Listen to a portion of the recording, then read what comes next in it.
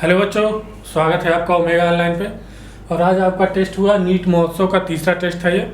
उम्मीद है आप लोग का पेपर अच्छा हुआ होगा। और अभी हम डिस्कस करेंगे केमिस्ट्री के क्वेश्चन जो आपके टेस्ट में आए हुए हैं। देखते हैं question number 51। The correct relationship between edge length and radius of atom for BCC unit. BCC unit में क्या होता है? बीसीसी यूनिट सेल में, बीसीसी यूनिट सेल में जो एटम होते हैं वो कॉर्नर पे होते हैं एंड क्यूब के सेंटर में होते हैं। कॉर्नर पे एटम होते हैं और क्यूब के सेंटर में होते हैं।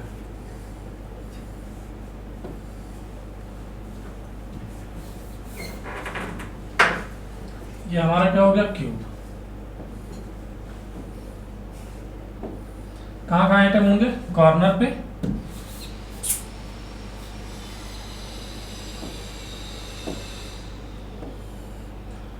कॉर्नर पे होंगे, सारे कॉर्नर पे।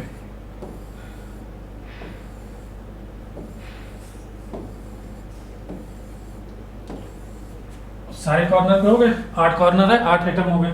अब एक एटम का होता है क्यूब के सेंटर में, बॉडी सेंटर में, बॉडी सेंटर में। तो हमसे पूछ रहा है, ये उसका हो गया एज लेंथ, ये हो गया एज लेंथ। और ये क्या होता है? ये एटम है और इसका ये रेडियस होता है, रेडियस।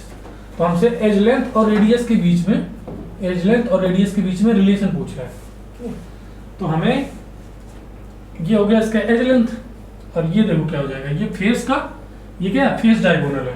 तो ये अगर ए है और ये ए है, ये कितना हो जाएगा? √2a हो जाएगा, ठीक है। और बॉडी डायगोनल, बॉडी डायगोनल को मिलाओ। जब हम बॉडी डायगोनल को मिलाएंगे तो ये हो गया √2a, और ये हो जाएगा, देखो ऐसे आएगा, ये बॉडी डायगोनल है इसका। ये कितना आएगा? √2a, और ये एक बॉडी डायगोनल कितना हो जाएगा? √3a। ये देखो यहाँ से यहाँ तक ये आएगा हमारे पास √3a, ठीक है। पाइथागोरस प्रमेय से निकालोगे तो आप आ जाएगा।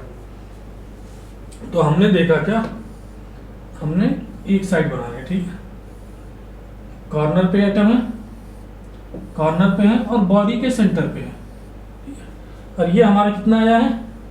√3a, √3a, ठीक है, √3a।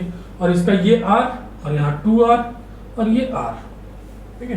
कितना हो जाएगा? ये 4r, 4r equal to √3a। यहाँ पे अगर हम इससे, ये फेस डायगोनल नहीं है, ये क्या है? हम बॉडी डायगोनल ले रहे हैं। फेस डायगोनल क्या होगा? इसका ये फेस डायगोनल होगा, ठीक है। हम फेस डायगोनल नहीं ले रहे हैं, क्यों? क्योंकि हमारा जो बॉडी के सेंटर वाला एटम है वो नहीं आएगा अगर हम फेस डायगोनल लेंगे। तो फेस डायगोनल पे सिर्फ कॉर्नर के एटम आएंगे। तो हम बॉडी डायगोनल क्यों ले रहे हैं? क्योंकि हमें सेंटर वाला एटम भी चाहिए, ठीक है। तो एक एटम कहाँ होगा? बॉडी के सेंटर पे। ये क्या हमारा बॉडी डायगोनल है। 4r इक्वल टू क्या आ गया? √3a। हमें a इक्वल टू कितना हो जाएगा? 4r/√3। ये हमारा एटम का रेडियस है और ये एज लेंथ है, ठीक है। तो देखो कौन सा आंसर हो गया? a इक्वल टू 4r/√3 है, ऑप्शन नंबर 2, ठीक है। देख लो।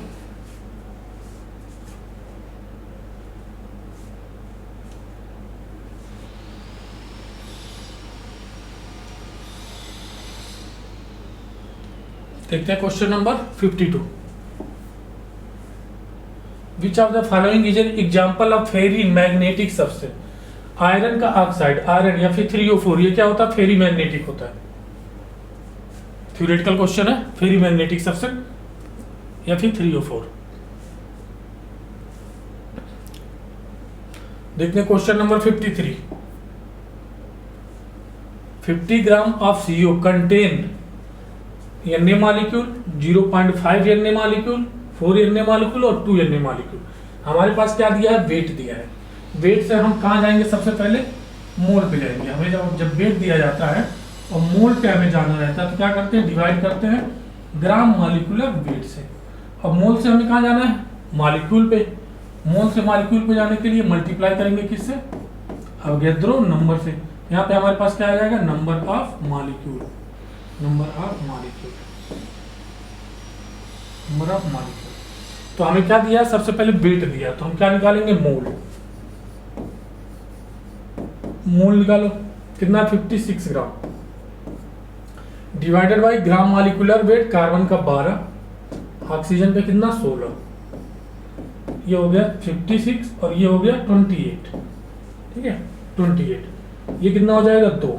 हमारे पास मोल कितने आ गए, किसके मोल, कार्बन मोनोऑक्साइड के मोल। 56 ग्राम में कार्बन मोनोऑक्साइड के कितने मोल आ गए, 2 मोल। अब मोल से हमें कहा जाना है, नंबर ऑफ मॉलिक्यूल में, तो क्या करना है इसमें, अवोगाद्रो नंबर से मल्टीप्लाई कर दो, मल्टीप्लाई कर दिए, तो क्या आ गया, number of molecule, number of molecule, number of molecule कितना हो जाएगा, 2Na, 2Na, कौन सा हो गया option 4, 2Na molecule.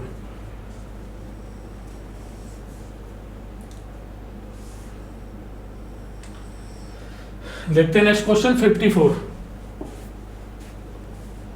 Angular momentum निकालना हमें, angular momentum of electron in 3 third stationery state. Third stationery state मतलब n इक्वल टू कितना हो गया, 3।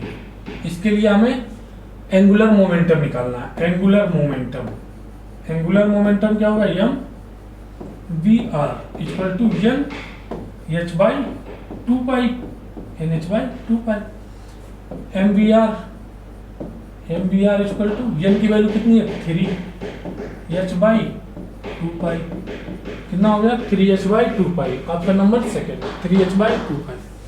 ये हमें क्या पूछ रहा है, एंगुलर मोमेंटम। अगर ऑर्बिटल एंगुलर मोमेंटम पूछता, ऑर्बिटल एंगुलर मोमेंटम, तो इसका फार्मूला होता है under root l plus 1 h by 2 pi, ठीक है, ये ऑर्बिटल एंगुलर मोमेंटम का फार्मूला है। आप कंफ्यूज मत होना, एंगुलर मोमेंटम और ऑर्बिटल एंगुलर मोमेंटम में अंतर है, ठीक। हमें निकालना क्या है, angular momentum.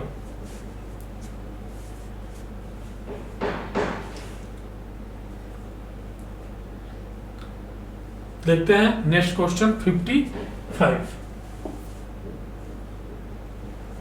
55। Major product of the given reaction B2S6 TH tetrahydrofuran H2O2, ये हमारा क्या है, हाइड्रोबोरेशन ऑक्सीडेशन रिएक्शन होती है, हाइड्रोबोरेशन ऑक्सीडेशन रिएक्शन होती है, ठीक है। इसमें क्या होता है, एडिशन होता है किसका, एडिशन होता है H2O का, एडिशन होता है H2O का विथ एंटी मार्कोनी का फ्रूट,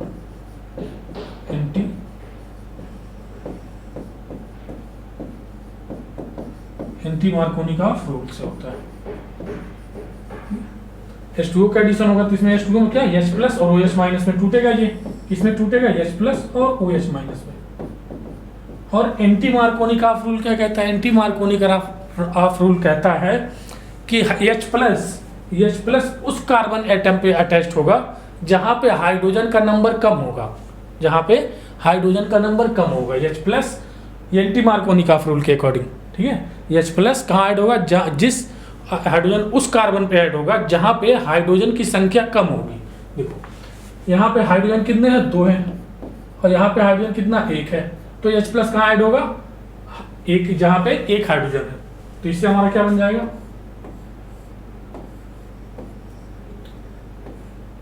C, एक H था, एक H अटैच हुआ H प्लस, और ये CH2, और हमारा क्या बना, OH माइनस बचा, OH माइनस यहाँ अटैच हो जाएगा एंटी मार्कोनी का रूल के अकॉर्डिंग, ठीक है। और मार्कोनी का रूल क्या कहता है, इसका उल्टा कर दो, मार्कोनी का रूल कि हाइड्रोजन वहां उस कार्बन पे अटैच होगा जहां हाइड्रोजन की संख्या ज्यादा होती है, हाइड्रोबोरेशन ऑक्सीडेशन रिएक्शन। इसमें क्या होता है, एडिशन होता है किसका, H2O का, without anti Markovnikov, with anti Markovnikov का रूल। तो हमारा देखो कौन सा आंसर हो जाएगा, अच्छा ये ऐसे है, ठीक है, ऐसे है।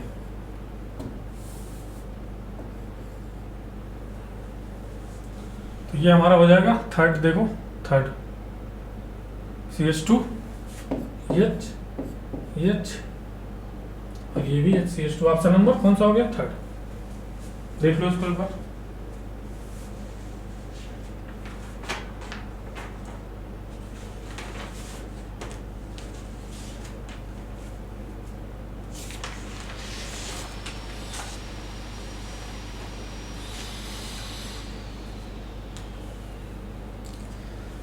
देखते हैं next question 56। Which among the following compound on reaction with methyl magnesium bromide followed by hydrolysis give tertiary alcohol? Tertiary alcohol, चलो चेक करते हैं ऑप्शन को। पहला ऑप्शन चेक करो क्या है हमारे पास, एल्डिहाइड, न्यूक्लियोफिलिक एडिशन रिएक्शन देता है ये सिंगल बॉन्ड है, ठीक है, ये सिंगल बॉन्ड है, CH डबल बॉन्ड O, ठीक है। इसमें क्या Grignard reagent RMgX CH3 Mg और क्या है Br, इससे रिएक्शन करा है, ठीक है। तो हमारा क्या बनेगा, यहाँ से देखो ये माइनस और ये प्लस, तो यहाँ से ये टूटेगा, ये माइनस ये प्लस। अब कुछ नहीं करना, प्लस को माइनस से प्लस को जोड़ दो, ठीक है। यहाँ पे देखो क्या बन जाएगा, रेडी करते हैं, ठीक है। जगह कम है, हम इसको इधर करते हैं, ये हमारा हो जाएगा CH प्लस है तो माइनस दे दो इसको, CH3 और वो क्या है माइनस है तो इसको प्लस दे दो, MgBr। अब इसकी क्या करानी है, हमें हाइड्रोलिसिस करानी है, देखो फॉलोड बाय हाइड्रोलिसिस। अब इसकी क्या करानी है, हाइड्रोलिसिस। चलो इसकी हम क्या करा देते हैं, हाइड्रोलिसिस। H2O से रिएक्शन कराओ तो यहाँ क्या आएगा, H प्लस और OH माइनस आएगा, ठीक है। कुछ नहीं करना है, यह प्लस को माइनस दे दो, माइनस को प्लस दे दो, ये हो गया CH3 और OH और क्या हो गया MgBr और OH, ठीक है। तो यहाँ से हमारा देखो क्या बन रहा है, सेकेंडरी अल्कोहल बन रहा है। ये कार्बन किससे अटैच है, 2 कार्बन से अटैच है, तो ये कौन सा अल्कोहल होगा, सेकेंडरी अल्कोहल। तो पहला ऑप्शन तो गलत हो गया, पहले ऑप्शन से सेकेंडरी अल्कोहल बन रहा है। देख लो, उसके बाद चलते हैं दूसरे ऑप्शन पे, देखते हैं सेकंड ऑप्शन।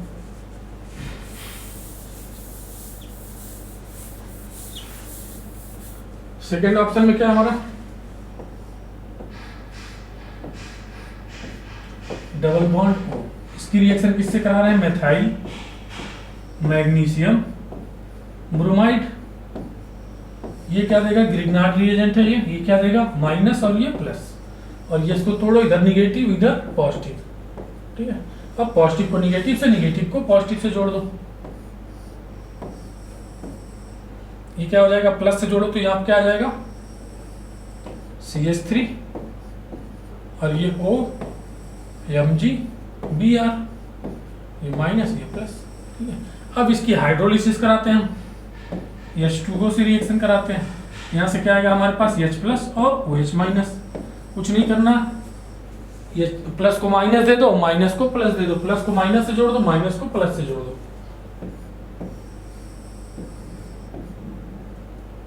हो जाएगा OH और ये CH3 पहले से ही है, और ये MgBr और OH।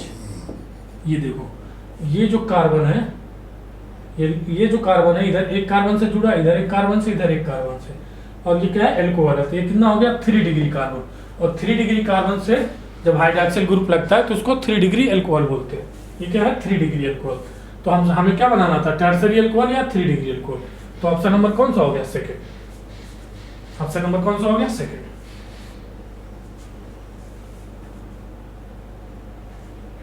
यहां से हम ये भी कह सकते हैं, अगर एल्डिहाइड है तो वहां पे सेकेंडरी एल्कोहल बनेगा, और कीटोन है तो वहां पे टर्सरी एल्कोहल बनेगा, ठीक है। तो ये देखो, ये भी एल्डिहाइड है, यहाँ भी सेकेंडरी एल्कोहल बनेगा, या तो प्राइमरी एल्कोहल बनेगा। ये भी एल्डिहाइड है, यहाँ भी सेकेंडरी एल्कोहल बनेगा, या तो प्राइमरी एल्कोहल बनेगा। टर्सरी एल्कोहल कब बनेगा, जब कीटोन होगा।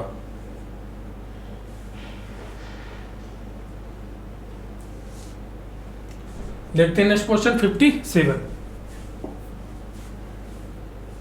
57 में हमारी रिएक्शन है, ये क्या है, benzene diazonium chloride, benzene diazonium chloride है ये, ठीक है। इसकी रिएक्शन करा रहे हैं, ये माइनस हो जाएगा, ये प्लस हो जाएगा, और ये माइनस हो जाएगा।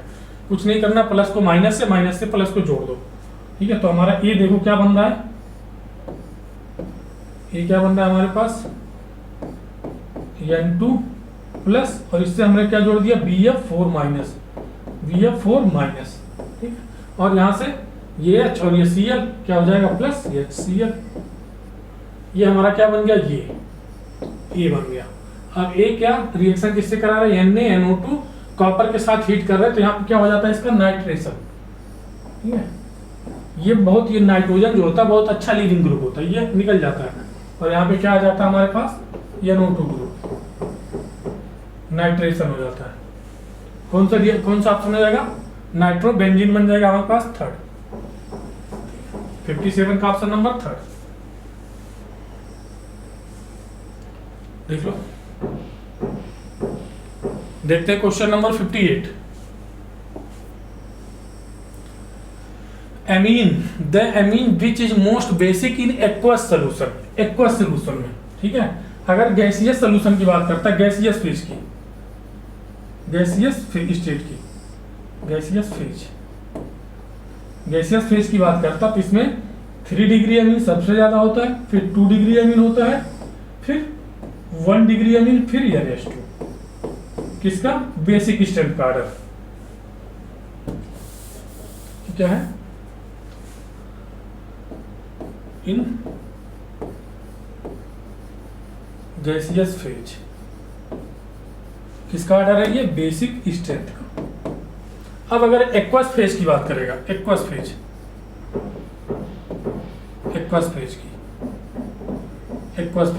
फेज में भी दो तरह के हैं। जैसे R की वैल्यू अगर हमारे पास CH3 है तो यहाँ पे आता है 213 और NH3 213 याद रखना, ये छोटा है तो 213, सबसे ज्यादा 2 डिग्री, फिर 1 डिग्री, फिर 3 डिग्री, फिर NH3। और अगर R की वैल्यू हमारे पास क्या है C2H5 है तो ये वैल्यू बड़ी है, C2H5 बड़ा लग रहा है, CH3 छोटा, यहाँ याद रखेंगे 231, 2 डिग्री सबसे ज्यादा, फिर 3 डिग्री, फिर 1 डिग्री, फिर NH3। ये किसका ऑर्डर हम बता रहे हैं, बेसिक स्ट्रेंथ का ऑर्डर। किसका ऑर्डर है, बेसिक स्ट्रेंथ का। किसका ऑर्डर है, बेसिक स्ट्रेंथ का। ये किसका ऑर्डर है, बेसिक स्ट्रेंथ का। और अमीन बना देखते हैं, अमीन क्या होता है, 3 डिग्री अमीन। जब नाइट्रोजन 3 कार्बन से डायरेक्टली अटैच्ड हो इसको क्या बोलते हैं, CH3 हो गया, CH3 हो गया और CH3, इस पे लोन पेयर, इसको बोलते हैं 3 डिग्री अमीन। और 2 डिग्री अमीन बनाना है तो 2 कार्बन से अटैच कर दो, और 1 डिग्री अमीन बनाना है तो 1 कार्बन से। और ये क्या हो गया, अमोनिया, NH3। ये कितना हो गया, 3 डिग्री, ये 2 डिग्री, ये 1 डिग्री और ये NH3, ठीक है। तो ये इनका हो गया basic strength, in aqueous phase में भी और गैसियस फेज में भी। तो हमारा आंसर कौन सा हो जाएगा, 2 डिग्री वाला।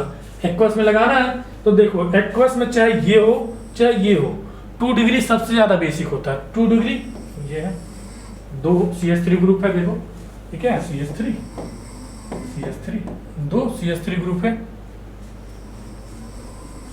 तो ऑप्शन कौन सा हो जाएगा हमारा, ऑप्शन नंबर फर्स्ट। देख लो इसको, चाहो नोट कर लो।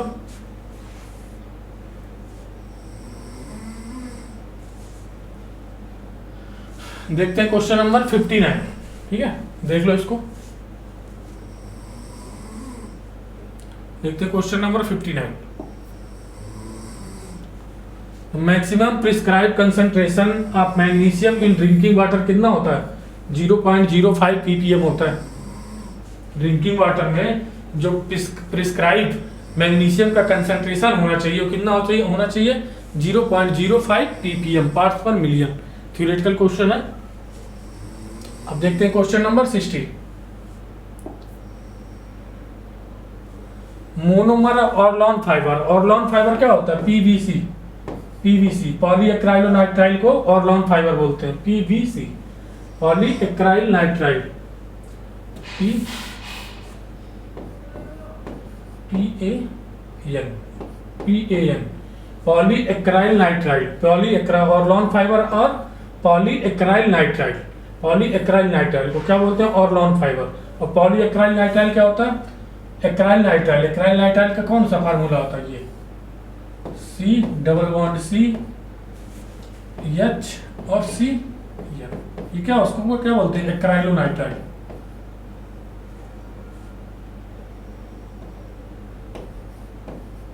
एक्राइलोनाइट्राइल।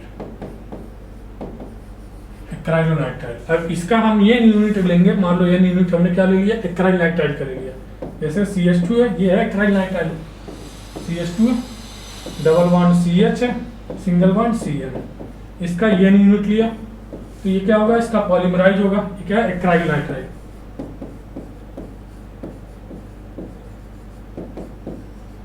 एक्राइलोनाइट्राइल, इसका पॉलीमराइजेशन होगा, ये बन जाएगा CH2 CH Cl। ये क्या होता है, पॉली एक्राइलोनाइट्राइल और Orlon fibre. Orlon fibre, Orlon fibre कौन सा हो जाएगा हमारा, ऑप्शन नंबर सेकंड, 60 का ऑप्शन नंबर सेकंड।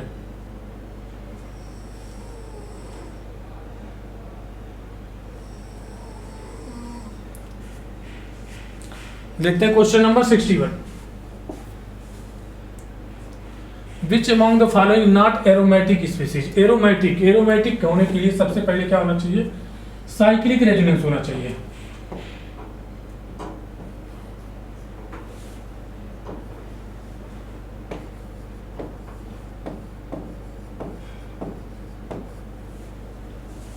क्या होना चाहिए, साइक्लिक रेजोनेंस प्रेजेंट होना चाहिए। और दूसरा हक्कल रूल को फॉलो करना चाहिए, फॉलो हक्कल रूल, यानी 4n+2 = पाई इलेक्ट्रॉन। अगर यहाँ से n की वैल्यू हमारी 0, 1, 2 ऐसे आती है तो होगा एरोमेटिक। अगर n की वैल्यू हमारी फ्रैक्शन में आती है 0.5, 1.5, ये हो जाता है एंटी एरोमेटिक। Anti aromatic. अब चेक करते हैं एक एक ऑप्शन को। इसमें साइक्लिक रेजोनेंस प्रेजेंट है, पहला तो सही हो गया, साइक्लिक रेजोनेंस प्रेजेंट है। अब देखते हैं एरोमेटिक है कि नॉन एरोमेटिक, हमसे क्या निकालना, नॉट एरोमेटिक। दूसरा देखो 4n+2 = कितना हो गया, 2, 2, 4, 2, 6, 6 पाई इलेक्ट्रॉन। n की वैल्यू कितनी आ गई, 1। ये क्या आ गया हमारे पास, एरोमेटिक आ गया। सेकंड वाला देखते हैं, सेकंड वाला साइक्लिक रेजोनेंस प्रेजेंट है, साइक्लिक रेजोनेंस प्रेजेंट है। और दूसरा देखो 4n+2 = कितना इलेक्ट्रॉन है, पाई इलेक्ट्रॉन 6, तो ये भी n = 1, ये भी हो जाएगा एरोमेटिक। ये एरोमेटिक, ये भी एरोमेटिक। अब थर्ड ऑप्शन देखते हैं, साइक्लिक रेजोनेंस प्रेजेंट है, साइक्लिक रेजोनेंस प्रेजेंट है। हक्कल रूल निकालो, 4n+2 = 4 पाई इलेक्ट्रॉन है, तो n की वैल्यू कितनी आ जाएगी हमारे पास, 1/2, मतलब 0.5। क्या आ रहा, फ्रैक्शन में आ रहा, तो ये क्या हो जाएगा, एंटी एरोमेटिक। और यही हमें बताना था, कौन सा एरोमेटिक नहीं है, मतलब एंटी एरोमेटिक है। Option number third.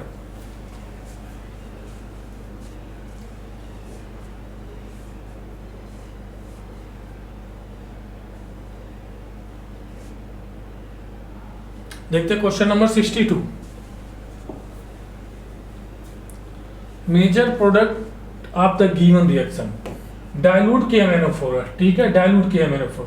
ये क्या होता है, बेयर्स रिएजेंट होते हैं। जैसे अगर 1% डाइल्यूट एल्कलाइन KMnO4 लेते हैं, NO4, ठीक है। KMnO4 क्या होता है, ऑक्सीडाइजिंग एजेंट होता है। ये क्या करेगा, इसमें ऑक्सीजन को जोड़ेगा, ठीक है। KMnO4 क्या होता है, ऑक्सीडाइजिंग एजेंट होता है, इसमें ऑक्सीजन जोड़ेगा। ये होता है Baeyer's reagent, Baeyer's reagent, Baeyer's reagent. ठीक है, ये क्या देता है, test of unsaturation, test of unsaturation. Test of unsaturation क्या होता है, ये बताता है कि इसमें डबल बॉन्ड है कि नहीं है। यहाँ पे क्या बनता है, ग्लाइकॉल, ग्लाइकॉल, जैसे CH2 CH OH CH2 OH, क्या बन जाएगा हमारे पास, CH3 CH OH CH2 OH। Option number कौन सा हो गया, सेकंड।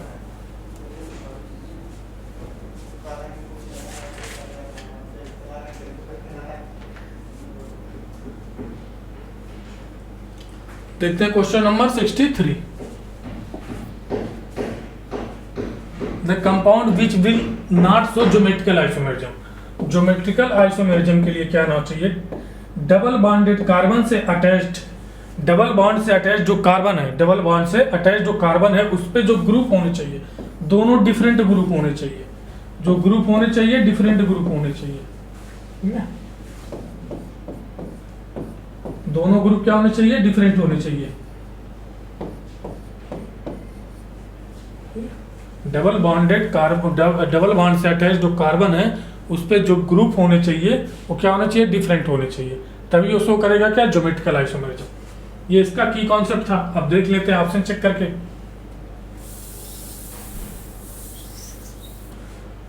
पहला ऑप्शन चेक करते हैं, ये सी एच और क्या है, पी एच है, फिनाइल ग्रुप है, डबल बॉन्ड है, सी एच है और ये फिनाइल ग्रुप है, ठीक है। तो ये क्या करेगा, दोनों ग्रुप अलग अलग हैं, देखो ये अलग ग्रुप है, ये अलग ग्रुप है, तो ये क्या करेगा, ज्योमेट्रिकल आइसोमेरिज्म शो करेगा, सिस बनाएगा और क्या बनाएगा, ट्रांस बनाएगा। दो आइसोमर बनेंगे, सिस एंड ट्रांस।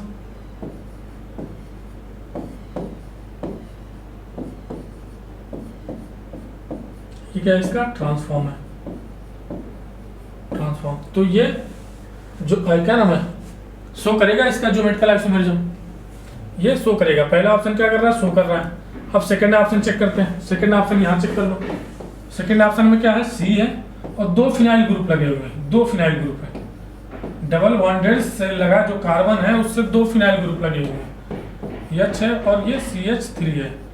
तो हमने क्या बोला, डबल बॉन्डेड कार्बन से अगर सेम ग्रुप लग जाएगा, डबल बॉन्ड से अटैच कार्बन पे, तो ज्योमेट्रिकल आइसोमेरिज्म नहीं शो करेगा। तो ऑप्शन नंबर कौन सा हो गया हमारा, second. Geometrical isomerism not show कौन सा करेगा, कौन सा ज्योमेट्रिकल आइसोमेरिज्म शो नहीं करेगा, यही तो हमसे पूछा है, नॉट शो ज्योमेट्रिकल आइसोमेरिज्म। कौन सा हो गया, second.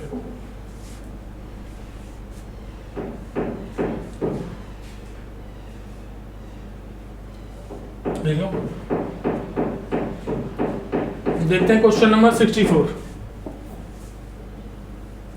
Molarity of 20 volume H2O2 nearly. Molarity और वैल्यूम स्ट्रेंथ में रिलेशन होता है, मोलरिटी वैल्यूम स्ट्रेंथ बाई 11.2। तो हमें वैल्यूम स्ट्रेंथ दिया है कितना, 20 और 11.2, यहाँ से क्या आ जाएगी, मोलरिटी। इसी तरह नॉर्मलिटी और स्ट्रेंथ में रिलेशन होता है, ये वैल्यूम स्ट्रेंथ हो गया 11.2 इंटू 2। अगर हमें नॉर्मलिटी निकालनी होती तो यहाँ से निकाल देते, लेकिन हमसे पूछा क्या है, मोलरिटी। ये हो जाएगा 20, ये हो जाएगा 200, 200, ये हो गया 112। डिवाइड करो 112 डिवाइड बाई 100, 200 कितना है, 200। तो इसको डिवाइड करोगे लगभग कितना आ जाएगा, एक बार जाएगा ये 1 1 2, 10 में से 2 गया 8, यहाँ 9 में से 1 गया 8 और ये कैंसिल, 10 बढ़ा के 0, कितनी बार जाएगा, 8 बार। तो कितना 1.8 के समथिंग आ जाएगा। ऑप्शन नंबर कौन सा हो गया, 4, 1.8 मोलर हो जाएगा। 64 का ऑप्शन नंबर 4। अगर नॉर्मलिटी निकालनी होती तो ये फार्मूला लगा देते, नॉर्मलिटी और वैल्यूम स्ट्रेंथ में रिलेशन।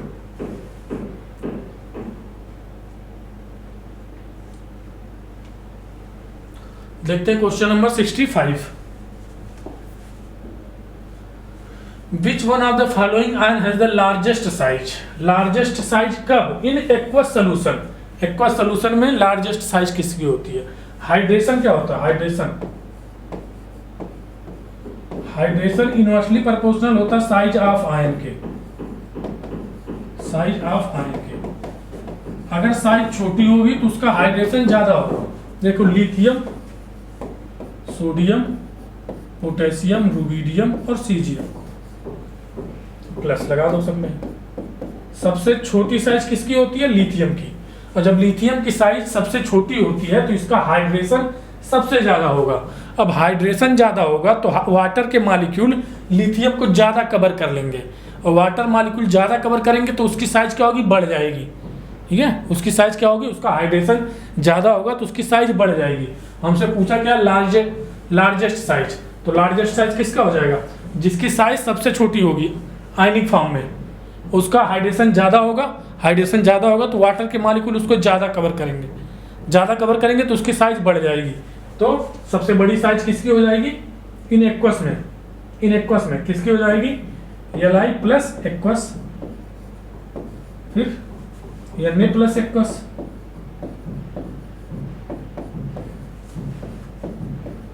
एक्वस में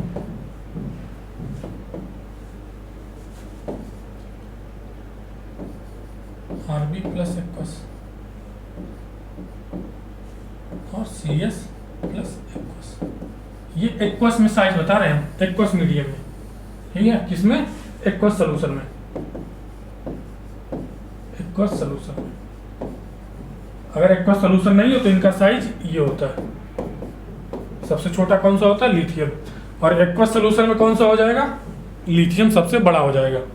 तो कौन सा हो जाएगा? हमें क्या बताना है? लार्जेस्ट साइज कौन सा हो गया? Lithium 4।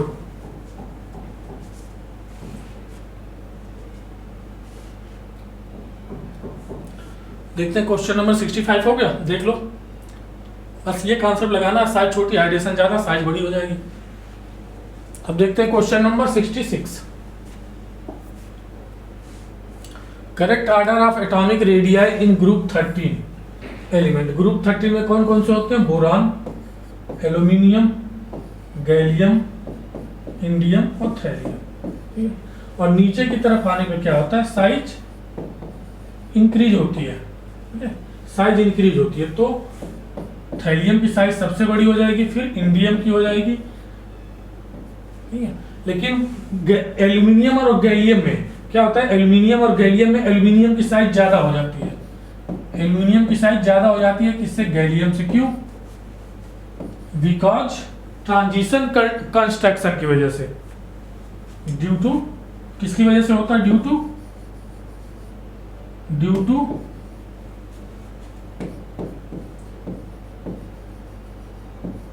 Transition contraction.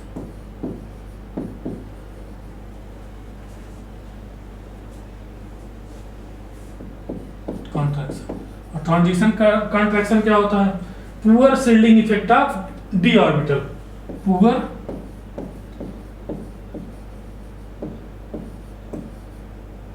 Poor shielding of D orbital, इसको क्या बोलते हैं? Poor shielding of D orbital को ट्रांजिशन कंस्ट्रक्शन। इसकी वजह से एल्यूमिनियम की साइज गैलियम से ज्यादा हो जाती है, ठीक है? तो ये नीचे आ जाता है और ये ऊपर चला जाता है। तो देखो कौन सा? Thallium, indium, aluminium, gallium, boron. Option number 3। 66 का कौन सा हो गया? Option number 3।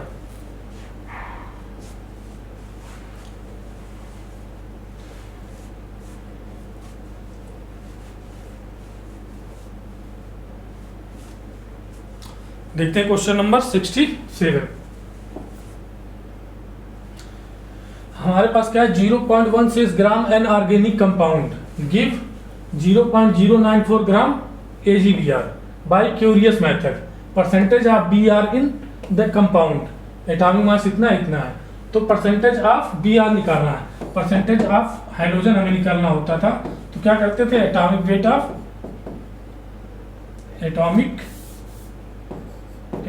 Weight of hydrogen और मॉलिक्यूलर वेट ऑफ Agx। यहाँ पे W weight of organic compound, और यहाँ पे M वेट ऑफ AgX गुणे 100। ये हमारा क्या होता था? फार्मूला होता था, ठीक है? तो परसेंटेज ऑफ हमें क्या निकालना है? Br। तो Br का एटॉमिक वेट देखो इसमें दिया है 80, ठीक है? और मॉलिक्यूलर वेट AgBr का कितना हो जाएगा? Ag का 108 और इसका 80, तो 188। Ag का इतना है तो AgBr का कितना हो जाएगा? AgBr का मॉलिक्यूलर वेट 108 प्लस 80 तो हो जाएगा 188, ठीक है? अब यम ग्राम, कितने ग्राम प्राप्त हो रहा है हमारे पास? AgBr 0.094 ग्राम। और ऑर्गेनिक कंपाउंड का वेट कितना है? 0.16 गुणे 100 कर देते हैं, 0.16, ठीक है? 0.16 ग्राम, ठीक है? एक जीरो यहाँ बढ़ा लो, ये 10 में हटा दो, कितना हो गया 80, 188, ये हो जाएगा 94 डिवाइडेड बाई 160 गुणे 100। ठीक है, क्या करो ये 2 बार जाएगा, ठीक है 2 बार चला गया, ये 2 बार चला गया। आप क्या करो, ये कितना हो गया, इसको हम क्या कर दें 50, ठीक है कितना हो गया 50। अब 2 से इसको काटो, ये हो जाएगा 2 चौक के, ये 50 हो गया, 80 दूनी 160, चलो सही है, ये 94। अब 2 से काटो, ये 2 से 2 9 18, 2 चौक 8, 2 9 18, 2 चौक 8, ये 2 से काटोगे 25 आएगा, ठीक है। ये 94 कैंसिल, तो हमारा कितना आ गया 25% आ गया। देखो 25%, 80 से इसको काटा 2 बार गया, 2 से 100 को काटा 50 हुआ। अब 2 से इसको और इसको काटेंगे तो कितना हो जाएगा, ये 94, ये 25, और ये 94, ये 94 कैंसिल, कितना आ गया 25%, कितना आ गया 25%। ऑप्शन नंबर सेकेंड देख लो।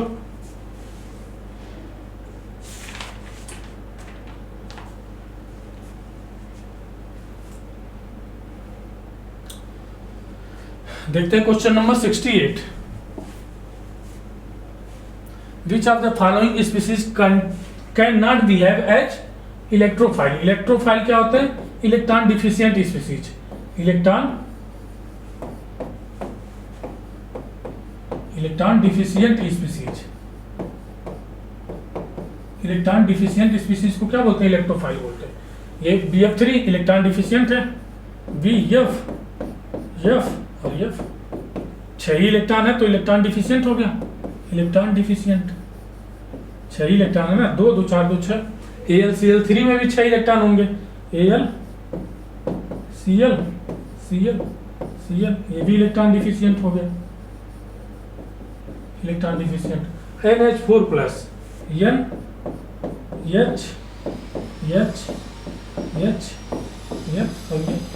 ठीक है, इसका क्या इलेक्ट्रॉन प्रिसाइज है ये, ठीक है 8 इलेक्ट्रॉन है, तो ये क्या होगा, ये इलेक्ट्रोफाइल की तरह एक्ट नहीं कर सकता है, ठीक है। और SO4 में देखो, S double bond O double bond O double bond O, ठीक है, ये क्या होता है, इसमें वैकेंट d ऑर्बिटल की वजह से ये इलेक्ट्रोफाइल की तरह एक्ट करता है, act as electrophile due to किसकी वजह से, vacant d orbital, vacant d orbital, vacant d orbital, ठीक है। तो इसमें से कौन सा आंसर हो जाएगा हमारा थर्ड। ये भी इलेक्ट्रोफाइल की तरह एक्ट करेगा, क्यों, इलेक्ट्रॉन डिफिशियंट है, ये भी इलेक्ट्रॉन डिफिशियंट है, इसमें वैकेंट d ऑर्बिटल है, इसमें इलेक्ट्रॉन प्रिसाइज है, तो ऑप्शन नंबर कौन सा हो गया, थर्ड।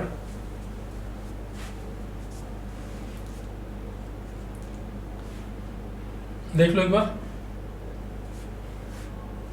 देखते हैं क्वेश्चन नंबर 69।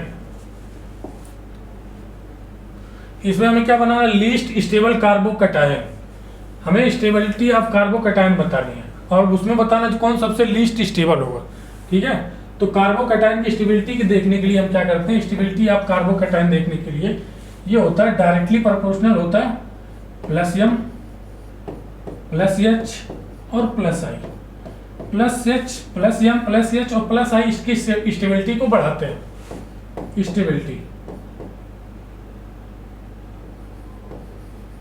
ये क्या करेंगे, स्टेबिलिटी को बढ़ाएंगे, और -m -h और -i ये स्टेबिलिटी को कम करेंगे। देखो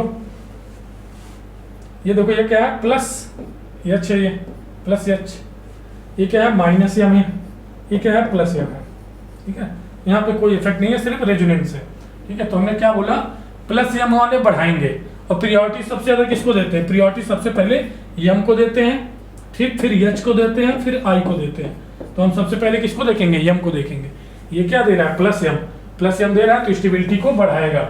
+m क्या करता है, स्टेबिलिटी को बढ़ाएगा। +m क्या होता है, इलेक्ट्रॉन डोनर, इलेक्ट्रॉन डोनेट करते हैं, इलेक्ट्रॉन की कमी पूरी होती है और स्टेबिलिटी बढ़ती है। ये इलेक्ट्रॉन को बढ़ाएगा, स्टेबिलिटी सबसे ज्यादा किसकी हो जाएगी, चौथे की, +m है। और सबसे कम स्टेबल कौन सा होगा, ये -m है, बहुत ज्यादा अनस्टेबलाइज करेगा, सबसे कम स्टेबल हो जाएगा दूसरा। अब इन दोनों में ये +h है, स्टेबिलिटी को बढ़ाएगा, पहला फिर तीसरा, ठीक है, ये ऑर्डर होगा हमारा स्टेबिलिटी का। और हमसे पूछा क्या है, लीस्ट स्टेबल। तो लीस्ट स्टेबल कौन सा है, सेकंड। ऑप्शन नंबर कौन सा हो गया, ये स्टेबिलिटी का ऑर्डर है, ये क्या है, स्टेबिलिटी का ऑर्डर है। तो लीस्ट स्टेबल कौन सा हो गया, सेकंड। ऑप्शन नंबर कौन सा हो गया, सेकंड। 69 का ऑप्शन नंबर सेकंड।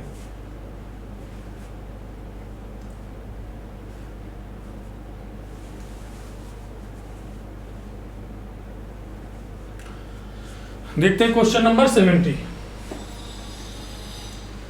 इसका आईपीएससी नेम लिखना है हमें, ठीक है।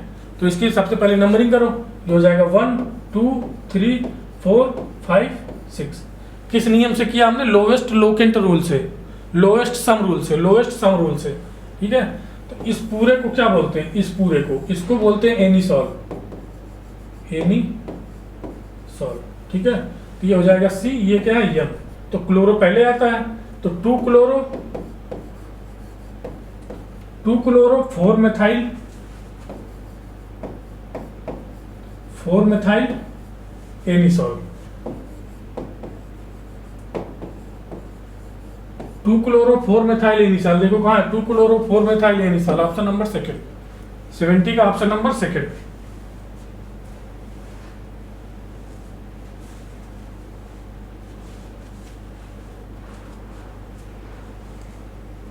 देखते हैं क्वेश्चन नंबर 71।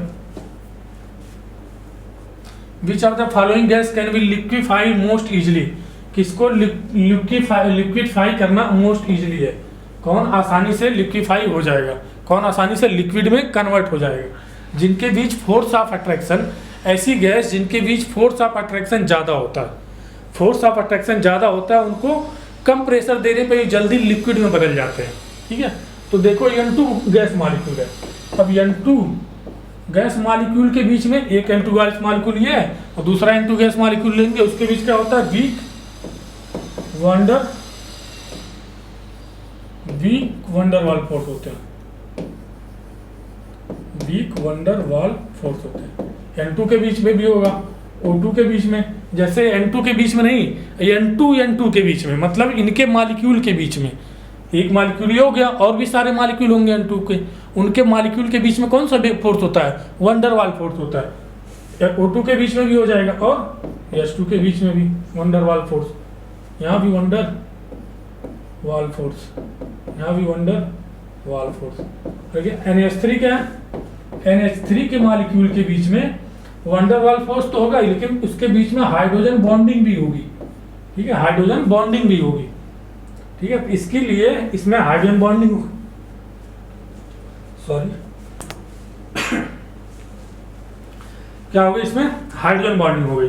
हाइड्रोजन बॉन्डिंग होने की वजह से इनके बीच में फोर्स ऑफ अट्रैक्शन बढ़ गया।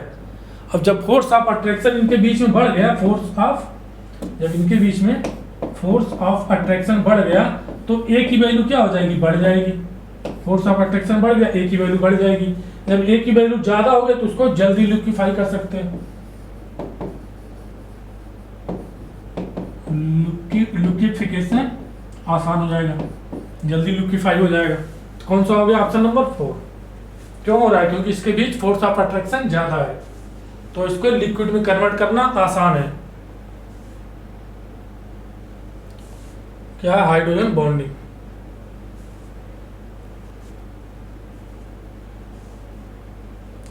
देखते हैं question number 72। The total kinetic energy associate with n mole of monoatomic gas 3/2 nRT। 3/2 RT होता है 1 मोल के लिए और n मोल के लिए 3/2 nRT। कौन सा हो गया, 3/2 nRT। सिंपल फार्मूला है ये, ठीक है, सीधे सीधे फार्मूला ही पूछा है। 72। देखते हैं क्वेश्चन नंबर 73। एंट्रोपी एंट्रोपी क्या होता है, एक स्टेट फंक्शन होता है। स्टेट फंक्शन क्या होता है, जो सिस्टम के इनिशियल और फाइनल कंडीशन पे ही डिपेंड करता है, बीच के प्रोसेस पे डिपेंड नहीं करता, ठीक है, बीच के प्रोसेस पे डिपेंड नहीं करता, उसको क्या बोलते हैं, स्टेट फंक्शन। ये दो ऑप्शन तो गलत हो गए, क्योंकि पाथ फंक्शन लिखा है। ये दो ऑप्शन में से एक होगा, स्टेट फंक्शन और एक्सटेंसिव है कि इंटेंसिव प्रॉपर्टी है। अब देखते हैं एक्सटेंसिव प्रॉपर्टी है कि इंटेंसिव प्रॉपर्टी है। एक्सटेंसिव प्रॉपर्टी क्या होती है? एक्सटेंसिव प्रॉपर्टी सिस्टम की वो प्रॉपर्टी होती है जो उसमें रखे मैटर के मास एंड साइज पे डिपेंड करती है। ठीक है, जो उसमें रखे मैटर के मास एंड साइज पे डिपेंड करती है। ठीक है, उसको क्या बोलते हैं? Extensive property. और एक्सटेंसिव प्रॉपर्टी के एग्जांपल में आ जाता है एंट्रोपी हो गया, एंथैल्पी हो गया। ठीक है, एंट्रोपी एंथैल्पी हो गया, और क्या हो जाता है? एंट्रोपी हो गया, एंथैल्पी हो गया,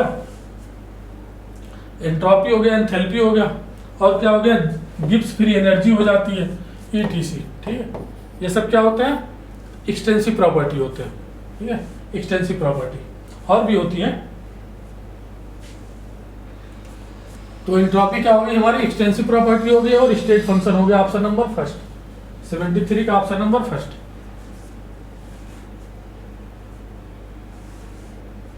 देख लो इसको, थ्योरेटिकल क्वेश्चन है। अब देखते हैं question number 74। Which of the following correct reaction for spontaneous? Spontaneous किसी रिएक्शन को स्पॉन्टेनियस होने के लिए डेल्टा जी क्या होना चाहिए? निगेटिव होना चाहिए। डेल्टा जी की वैल्यू निगेटिव होनी चाहिए। कोई रिएक्शन अगर स्पॉन्टेनियस हो रही है तो उसके लिए डेल्टा जी क्या होना चाहिए? निगेटिव होना चाहिए। अब देखो डेल्टा जी निगेटिव कब होगा? यहाँ देखो पहले ऑप्शन में डेल्टा जी पॉजिटिव दे दिया है, तो ये क्या होगा? नॉन स्पॉन्टेनियस होगा। यहाँ देखो delta H negative, delta S positive. तो हमने फार्मूला पढ़ा delta G equal to delta H minus T delta S. ठीक है, इसमें डेल्टा जी निगेटिव कब आएगा? डेल्टा एच क्या हमारा निगेटिव है, डेल्टा एच क्या है? निगेटिव है, डेल्टा एच निगेटिव है, और टी डेल्टा एस क्या है? पॉजिटिव है, पॉजिटिव है। तो ये हमारे पास क्या आ जाएगा? Minus delta H minus T delta S. यहाँ पे हम कुछ भी कर दें, टेम्परेचर बढ़ा दें घटा दें, कुछ भी कर दें। ठीक है, टेम्परेचर बढ़ाएं घटाएं, हमारा डेल्टा जी की वैल्यू क्या आएगी? निगेटिव ही आएगी फॉर एनी टेम्परेचर, और एनी टेम्परेचर किसी भी टेम्परेचर पे यहाँ पे डेल्टा जी की वैल्यू निगेटिव ही आएगी। और जब डेल्टा जी की वैल्यू निगेटिव आएगी, ये जब डेल्टा जी की वैल्यू निगेटिव आएगी तो रिएक्शन क्या होगा? स्पॉन्टेनियस होगा। तो ऑप्शन नंबर कौन सा हो गया हमारा? सेकंड। ठीक है, 74 का option number second.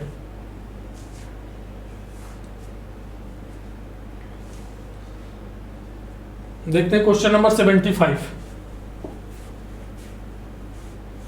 The pH of 1 molar CH3CO minus solution in water will be nearly in water। ठीक है, इसको क्या करो?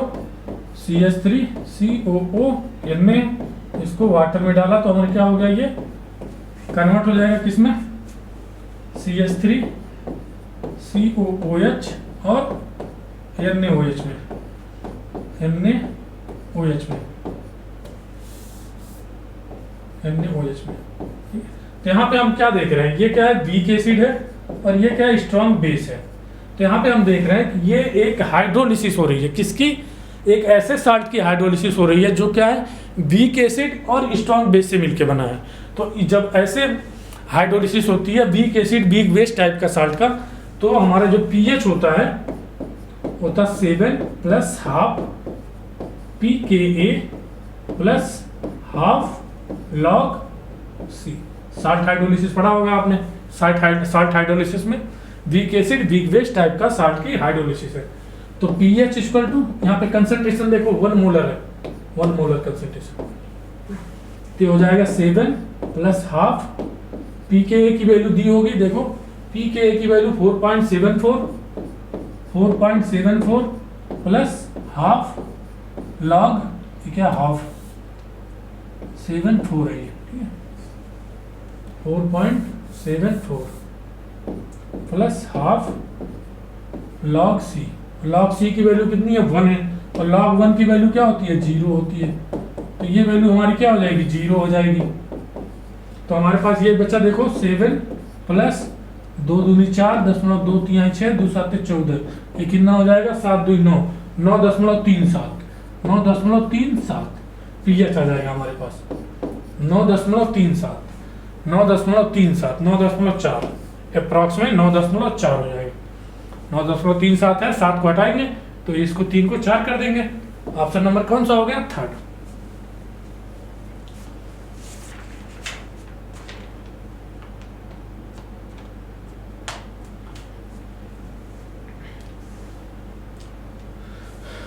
अब देखते हैं question number 76।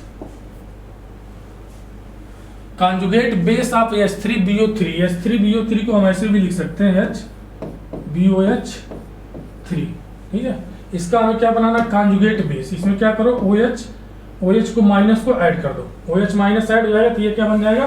Conjugate base BOH4 minus. देखो कौन सा है? BOH4 minus, option number second. ये क्या बन जाएगा? इसका कॉन्जुगेट बेस।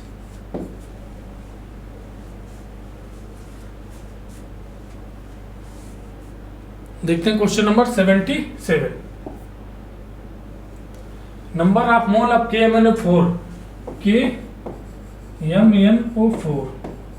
रिएक्ट करेगा, इसको हम क्या लिख सकते हैं? MnO4 minus oxalic acid C2O4 minus 2 लिख सकते हैं ना।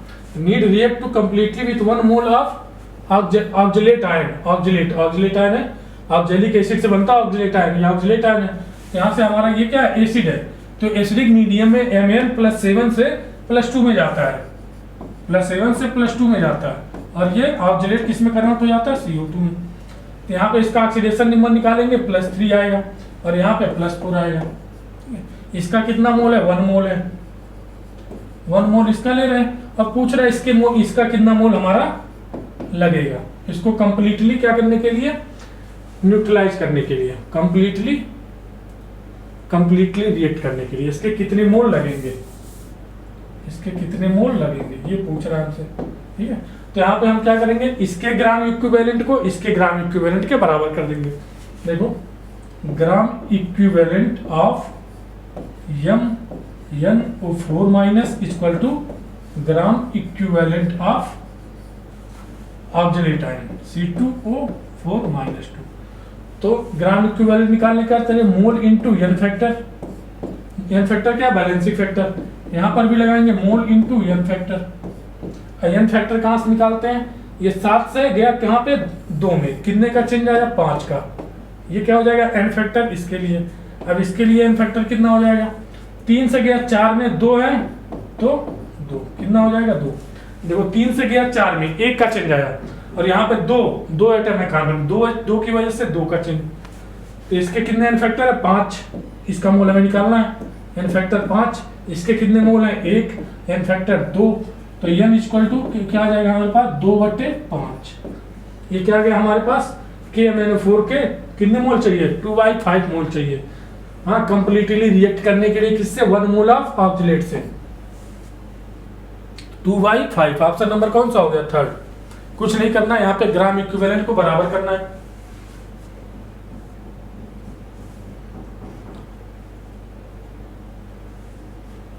देख लो एक बार, इसका ग्राम इक्विवेलेंट इक्वल टू इसका ग्राम इक्विवेलेंट। देखते हैं question number 78। Rate constant of first order reaction which has half life कितना दिया? 231 सेकेंड। टी हाफ कितना होता है फॉर फर्स्ट ऑर्डर रिएक्शन के लिए? 0.693/K।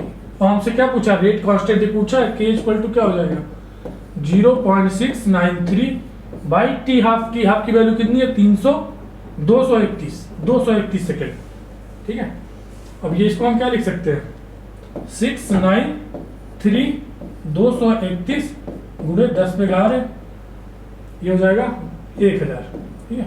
ये कितनी बार जाएगा? देखो 3 बार गया ये। और ये किसको क्या लिख सकते हैं? 3 गुणे ये ऊपर जाएगा 10⁻3, क्या हो जाएगा? Second inverse. कितना हो जाएगा? 3 गुणे 10⁻3 second inverse. Option number second. देख लो,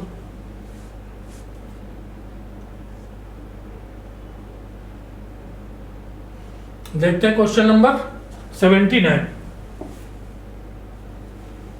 फॉर एक केमिकल रिएक्शन, हमारे पास एक केमिकल रिएक्शन हो रही है, एक्स से बन रहा है product, the rate of reaction double R equal to K, और ये एक्स टू पावर ए, ठीक है, एक्स टू पावर ए, ये रेट ऑफ रिएक्शन लिखने का तरीका है। हम क्या कर रहे हैं, रेट ऑफ रिएक्शन को डबल कर रहे हैं, ये कितना और 2r कर रहे हैं, ये तो k कांस्टेंट होगा किसी रिएक्शन के लिए, k कांस्टेंट तो होती है जब तक कि रिएक्शन ना बदले या टेम्परेचर ना बदले, और x कितना हो जा रहा है हमारे पास 4 टाइम, क्या करो डिवाइड कर दो, r से r कैंसिल, k से k कैंसिल, ये 1/2 और ये x से x कैंसिल 1/4, तो पावर कितना हो जाएगा a, और इसको हम क्या लिख सकते हैं 1/2 और 1/2 की पावर 2a लिख सकते हैं, ठीक है। अब यहाँ से हमारा 2a इक्वल टू क्या आ गया, 2a इक्वल टू 1 आ गया, a इक्वल टू क्या आ जाएगा 1/2, और एक इसको बताता है ऑर्डर ऑफ रिएक्शन को बताता है, कितना हो जाएगा 1/2। ऑप्शन नंबर सेकंड, कौन सा, ऑप्शन नंबर फर्स्ट।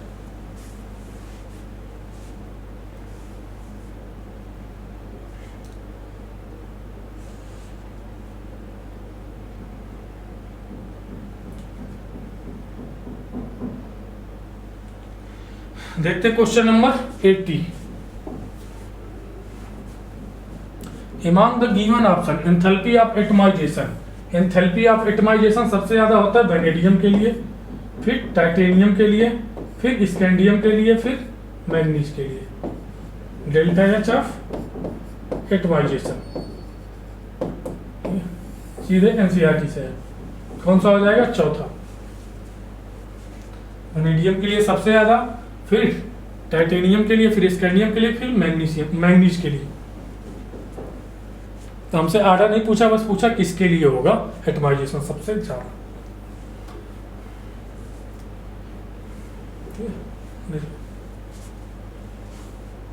देखते हैं question number 81। Migration of colloidal particle under the influence of electric field, migration colloidal particle का माइग्रेशन इन्फ्लुएंस किसके इन्फ्लुएंस में, इलेक्ट्रिक फील्ड के, नोड क्या बोलते हैं उसको, इलेक्ट्रोफोरेसिस बोलते हैं। कोलाइडल पार्टिकल का माइग्रेशन किसके इन्फ्लुएंस में, इलेक्ट्रिक फील्ड के, इसको क्या बोलते हैं इलेक्ट्रोफोरेसिस।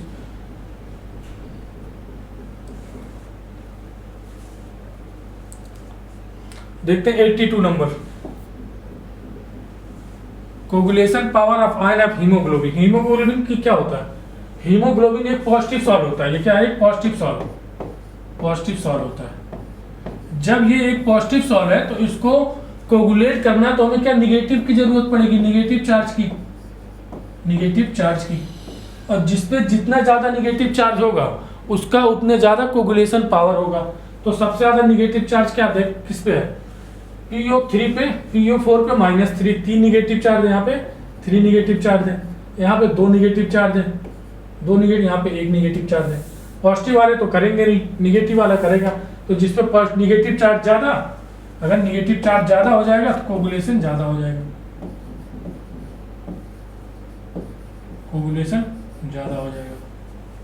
कोगुलेशन ज्यादा। तो ऑप्शन नंबर कौन सा हो जाएगा हमारा, ये क्या है SO, ये हो जाएगा SO4 -2 है, ठीक है, SO4 -2 है, ऑप्शन नंबर सेकंड।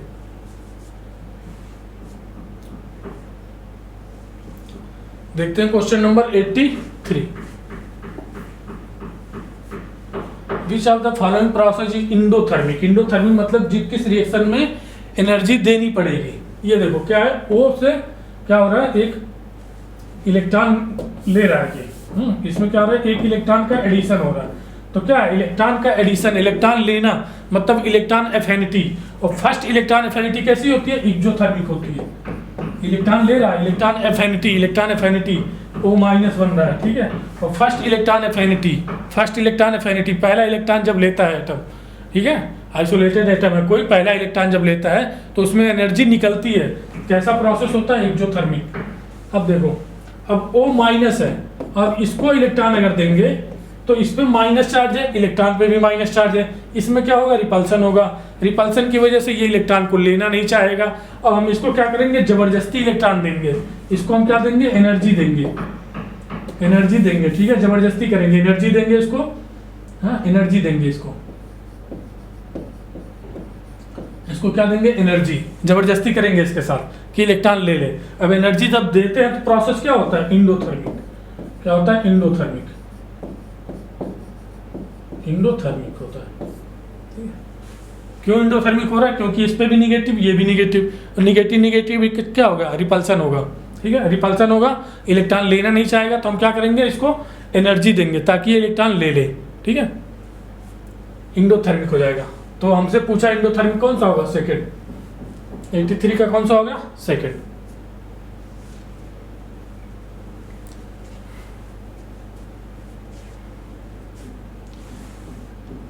देखते हैं क्वेश्चन नंबर 84।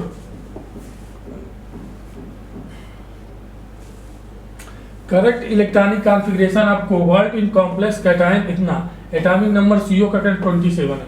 ठीक है, तो हमारे पास क्या है, CO NH36 और ये क्या है, +3 है। NH3 कैसा होता है, एक स्ट्रॉन्ग फील्ड लिगेंड होता है, और न्यूट्रल होता है, मतलब इस पर कोई चार्ज नहीं होता है। तो CO कितना हो जाएगा, CO को मान लिया X, ऑक्सीडेशन नंबर निकालेंगे पहले, X इसका 0 = +3, तो X = क्या आ जाएगा, +3। ऑक्सीडेशन नंबर कितना आ गया, +3।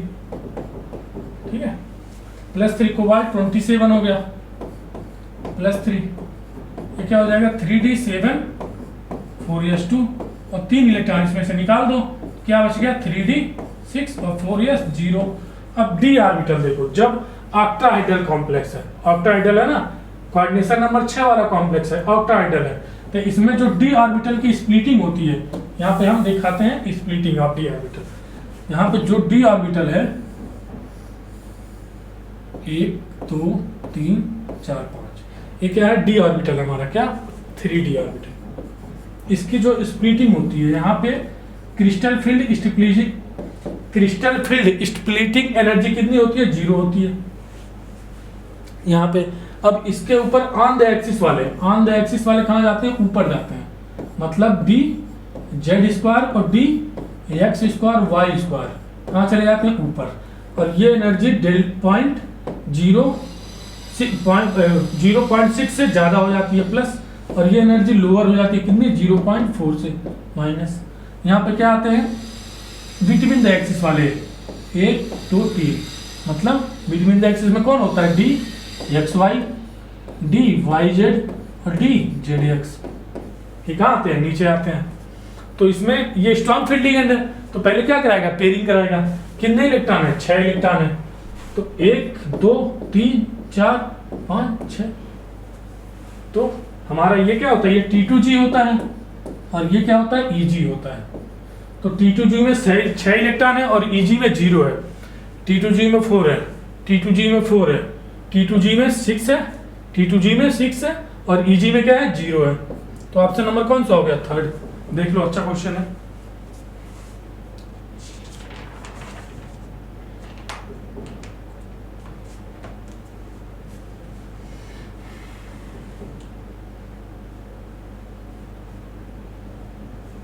देखते हैं question number 85।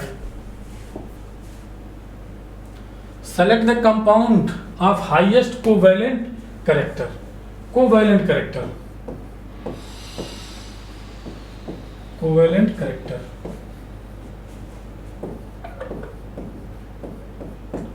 Character directly proportional होता है पोलराइजेशन के। पोलराइजेशन ज्यादा, कोवैलेंट कैरेक्टर ज्यादा। और पोलराइजेशन डायरेक्टली प्रोपोर्शनल होता है साइज ऑफ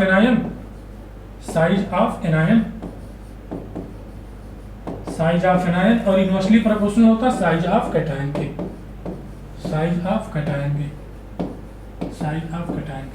अब देखते हैं इसमें हमें क्या दिख रहा है, पॉजिटिव है, Na प्लस है और ये भी Na प्लस है। हमने क्या देखा, कैटायन की साइज क्या हो गई, फिक्स हो गई। कैटायन की साइज क्या हो गई, फिक्स हो गई। कैटायन की साइज क्या हो गई, फिक्स हो गई। अब हमें साइज ऑफ एनायन जितना ज्यादा होगा, पोलराइजेशन उतना ज्यादा होगा, और कोवैलेंट कैरेक्टर उतना ज्यादा होगा। अब साइज ऑफ एनायन सबसे बड़ी साइज -I- की, फिर Br- की, फिर क्या है Cl माइनस, फिर F माइनस, ठीक है। तो I माइनस की साइज क्या है, एनायन की साइज सबसे बड़ी, पोलराइजेशन सबसे ज्यादा, कोवेलेंट कैरेक्टर सबसे ज्यादा। तो कौन सा हो जाएगा सबसे ज्यादा कोवेलेंट, Na I सबसे ज्यादा कोवेलेंट। फिर क्या हो जाएगा NaBr, फिर क्या हो जाएगा NaCl, फिर क्या हो जाएगा NaF। ये क्या है, कोवेलेंट कैरेक्टर का ऑर्डर है।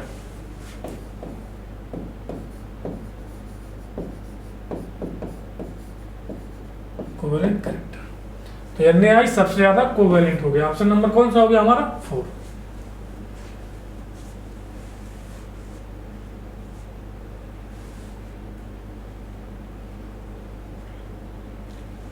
देखते हैं क्वेश्चन नंबर 86। एनायनिक स्पीसीज ऑर्बिटेंट प्राप्त होगा इन द रिएक्शन, किससे रिएक्शन करा रहे हैं HCF2 की रिएक्शन PF5 से। तो यहाँ पे हमारा क्या बनता है HCF प्लस और PF6 माइनस। तो हमसे क्या पूछा, एनायनिक क्या बनता है, एनायन में क्या बनता है हमारा PF6 माइनस। देखो ये एनायन है, एक कैटायन है, PF6 माइनस। 86 का कौन सा हो गया सेकेंड, देख लो।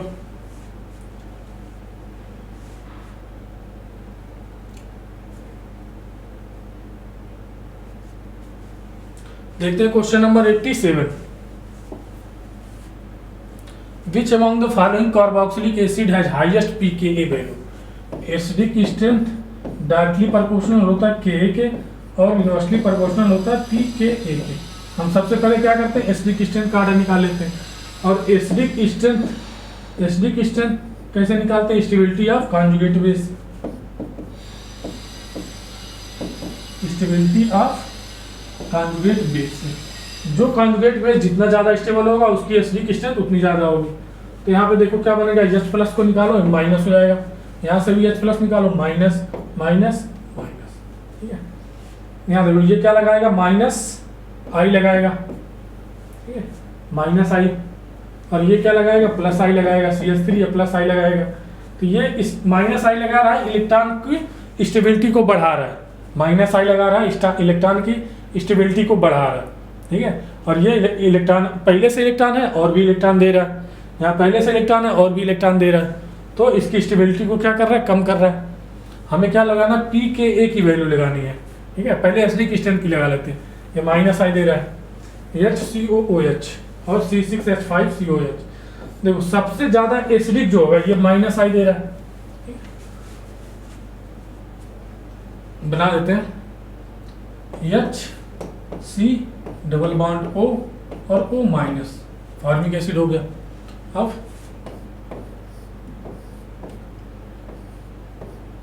ये क्या कर रहे हैं हम, डबल सिंगल और C डबल बॉन्ड O और O माइनस, ठीक है। और क्या है हमारे पास CH3CO C double bond O minus.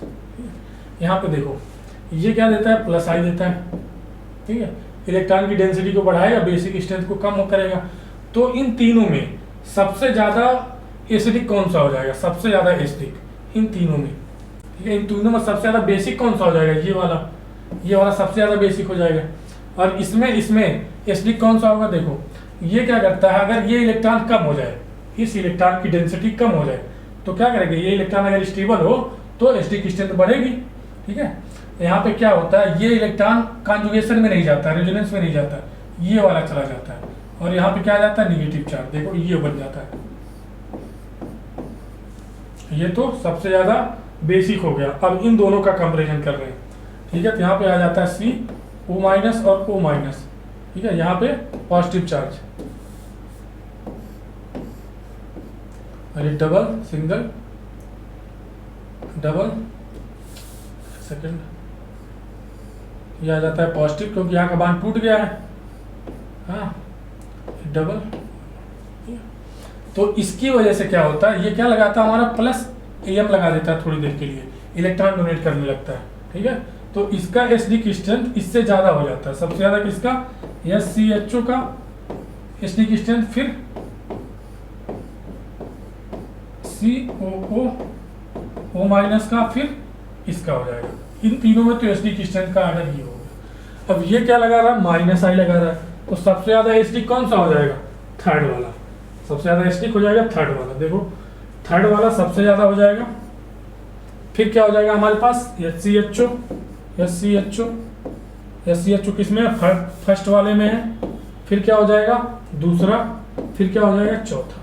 ये एसिडिक स्ट्रेंथ का ऑर्डर है। इसका उल्टा pKa हो जाएगा, इसका उल्टा कर दो तो ये pKa का ऑर्डर हो जाएगा। देखो acidic strength inversely proportional pKa, तो pKa का ऑर्डर क्या हो जाएगा, सबसे ज्यादा पहला नहीं चौथा, सबसे ज्यादा चौथा, ठीक है, सबसे ज्यादा चौथा, फिर दूसरा, फिर पहला, फिर तीसरा, चौथा। कौन सा ऑप्शन हमारा हो जाएगा, चौथा। Carboxylic highest pKa, option number चौथा।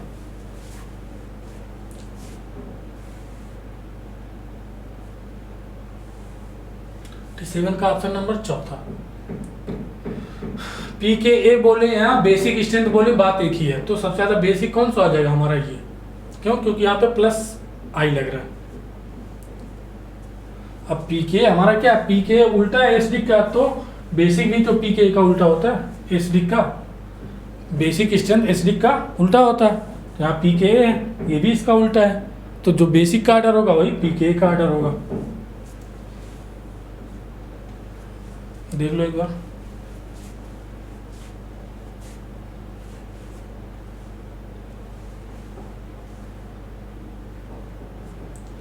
देखते हैं question number 88। Select ion minimum limiting molar conductivity. Limiting molar conductivity lambda M infinite, ठीक है, इनफाइनाइट डायल्यूशन पे उसकी कंडक्टिविटी बतानी है हमें, ठीक है। तो पूछा है मिनिमम किसके लिए होगा, मैक्सिमम किसके लिए होता है, OH माइनस के लिए। OH माइनस के लिए 199 होता है।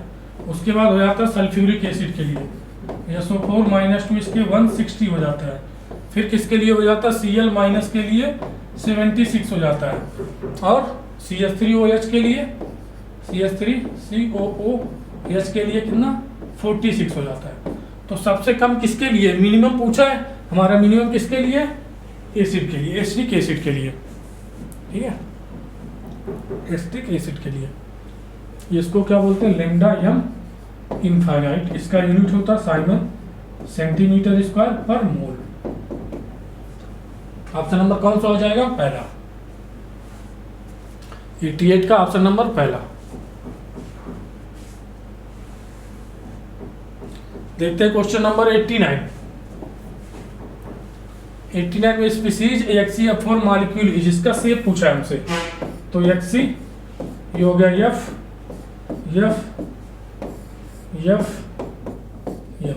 कितने इलेक्ट्रॉन होते हैं इसके पास, 8। तो 4 तो बांड बना लिया, 2 बच गया। तो क्या हो जाएगा ये, स्क्वायर प्लेनर।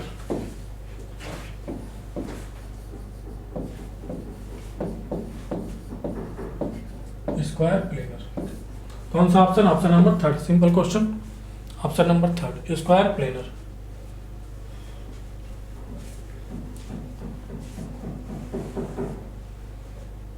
देखते हैं question number 90। Species having 2 unpaired electron. 2 unpaired electron किसके पास है, He प्लस है, He पहला ऑप्शन देख रहे हैं हम, He2 प्लस है। तो इसमें इलेक्ट्रॉन कितने हो जाएंगे, 2 में 4 इलेक्ट्रॉन, 1 निकल गया तो 3 इलेक्ट्रॉन। मॉलिक्यूलर ऑर्बिटल डायग्राम बनाओ इसका, 1 2 3 4 हो जाएगा। ये क्या होता है, सिग्मा 1s, ये होता है सिग्मा स्टार 1s, ये सिग्मा 2s, और ये होता है सिग्मा स्टार 2s, ठीक है, ये होता है सिग्मा 2s और सिग्मा स्टार 2s की 3 इलेक्ट्रॉन है, 1 2 और ये 3, कितने, 1 अनपेयर्ड इलेक्ट्रॉन है, 1 अनपेयर्ड इलेक्ट्रॉन है इसके पास। अनपेयर्ड इलेक्ट्रॉन कितने अनपेयर्ड इलेक्ट्रॉन है, 1। और दूसरा ऑप्शन चेक करते हैं, बोरान है, 5 दूनी 10, B2 में कितने इलेक्ट्रॉन आ गए, 10। इसका मॉलिक्यूलर ऑर्बिटल डायग्राम बनाते हैं, ये हो गया। और यहाँ पे क्या आता है, 2 1 2 1, ये होता है sigma 1s, sigma star 1s, sigma 2s, sigma star 2s, पाई 2px, पाई 2py और पाई 2pz। तो यहाँ होता है pi star 2px, pi star 2py, pi star 2pz। ये होते हैं एंटी बाइंडिंग, ये होते हैं बाइंडिंग। क्या होते हैं? बाइंडिंग। ये होते हैं एंटी बाइंडिंग। और इसमें भी ये बाइंडिंग, ये एंटी बाइंडिंग, ये बाइंडिंग और ये एंटी बाइंडिंग। एंटी बाइंडिंग 10 है, 1 2 3 4 5 6 7 8 9 और 1 10। 2 अनपेयर्ड इलेक्ट्रॉन इसमें आ गए, 2 अनपेयर्ड इलेक्ट्रॉन। तो अब वही हमसे पूछा है 2 अनपेयर्ड इलेक्ट्रॉन किसके पास होंगे? Option number second. कौन सा हो गया? ऑप्शन नंबर 90 का ऑप्शन नंबर सेकंड।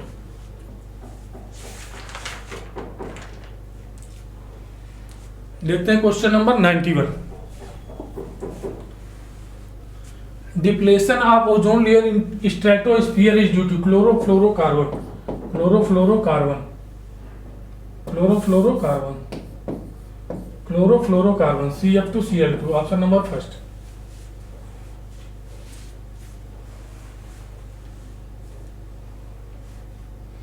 देखते हैं क्वेश्चन नंबर 92। ये रिएक्शन हो रही है zinc dust and aqueous NaOH में। तो यहाँ पे क्या होता है? ये हाइड्रो एजो बेंजीन बन जाता है, हाइड्रो एजो बेंजीन NH और ये NaH, हाइड्रो एजो बेंजीन। जब इसकी रिएक्शन नाइट्रोबेंजीन की reaction zinc dust and aqueous NaOH में कराते हैं तो यहाँ क्या बनता है? हाइड्रो एजो बेंजीन, हाइड्रो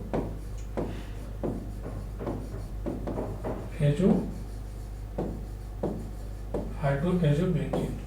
कौन सा हो जाएगा? ऑप्शन नंबर 4, 92 का ऑप्शन नंबर 4।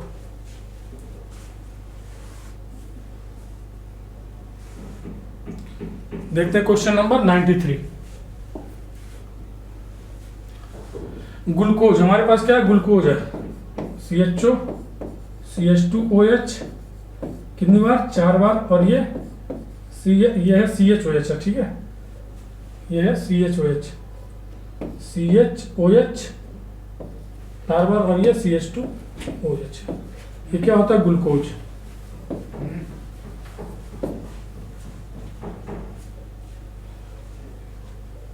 इसकी रिएक्शन किससे करा रहे हैं? Br2 in presence of water. Br2 किस और वाटर की प्रेजेंस में, Br2 in presence of water में। तो Br2 यहाँ पे क्या काम करता है? ये होता है माइल्ड ऑक्सीडाइजिंग एजेंट होता है।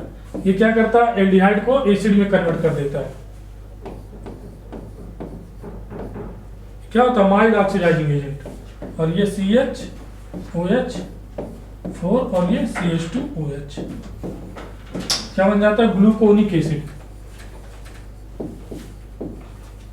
Gluconic acid, gluconic acid. Option number second, 93 का ऑप्शन नंबर सेकंड।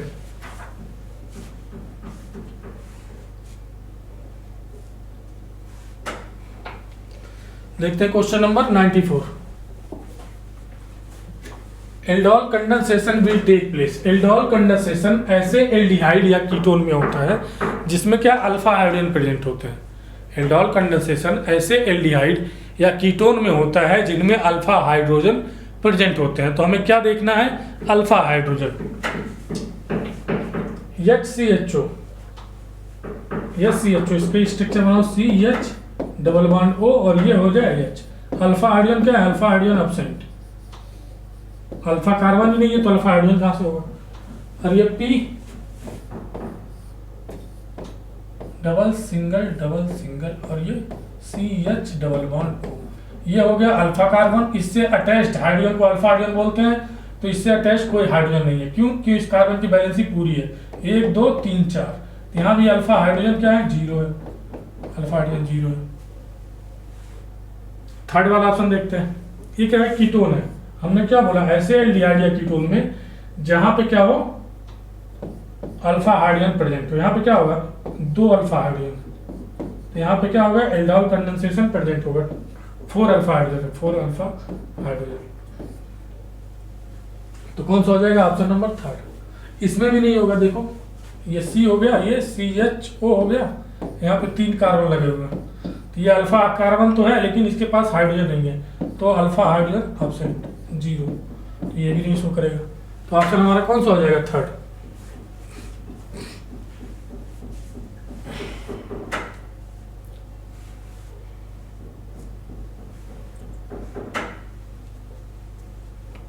देखते हैं question number 95। Correct formula of calamine ZnCO3, इसको क्या होता है? Ore of zinc, ore of zinc, ये जिंक का ओर होता है कैलामाइन। ऑप्शन नंबर कौन सा हो गया? Third.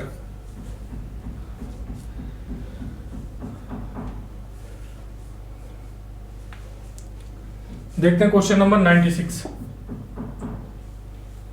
An ideal solution made by mixing two volatile component A and B if the vapor pressure of solution, vapor pressure मतलब हमारे पास क्या दिया है? PS कितना है? 170 mmHg,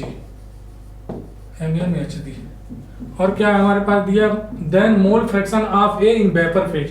ध्यान देना यहाँ पे हमें वेपर फेज में पूछा है मोल फ्रैक्शन ऑफ A, और P नॉट A और P नॉट B दिया है हमें। तो हम जानते हैं PS इक्वल टू होता है P not A XA plus P not B XB, और हमें क्या पूछा है? XA पूछा है, ठीक है। तो XA की हमें निकालना है, तो XB को कन्वर्ट कर लो XA के फॉर्म में। XA plus XB equal to क्या होता है? 1। तो XB की जगह क्या लिख सकते हैं? 1 माइनस XA, ठीक है। यहाँ लिख दो। PS कितना है? एक बार और लिख सकते हैं। PS equal to P not A XA plus P not B XB। PS कितना हो जाए? 170 है। P नॉट A कितना? 200 है। XB यहाँ पे हम क्या लिख सकते हैं? 1 माइनस XA, और वो XA P नॉट B कितना है? 100, 1 माइनस XA, ये कितना हो जाएगा हमारा? 170 plus 200 XA plus 100 minus XA, 100 XA। यहाँ से हमारा देखो क्या आ जाता है? 170 200 मतलब 100 XA, 200 में से 100 गया, 100 XA प्लस 100, ठीक है। और 100 को इधर लाएंगे तो कितना बचेगा? 70। तो XA हमारा क्या हो जाएगा? 70/10, 70/100, ठीक है। क्यों? देखो यहाँ आया तो 70 बचा, ये डिवाइड बाई 70 कितना आ जाएगा? 0.7। ये हमारा जो मोल फ्रैक्शन आया है, ये mole fraction in solution phase में आया है। और हमसे किस में पूछा है? वेपर फेज में पूछा है। तो वेपर फेज में मोल फ्रैक्शन निकालने का फार्मूला क्या है?